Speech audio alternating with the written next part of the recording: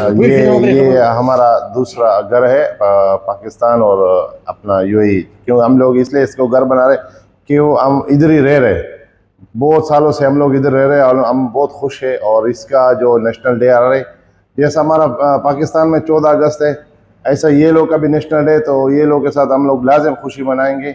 और हम लोग बहुत खुश है। इधर ज़्यादातर इधर पाकिस्तानी गोश्त यूज़ कर रहे हैं, इंडिया का मटन यूज़ कर रहे हैं इधर, और पाकिस्तानी बीफ भी कर रहे हैं। और अल्हम्दुलिल्लाह इधर हम अपना गाय भी काट रहे हैं। इधर जो जुमेरात का दिन होता है, हम लोग अपना कटाई कर रहे हैं इधर।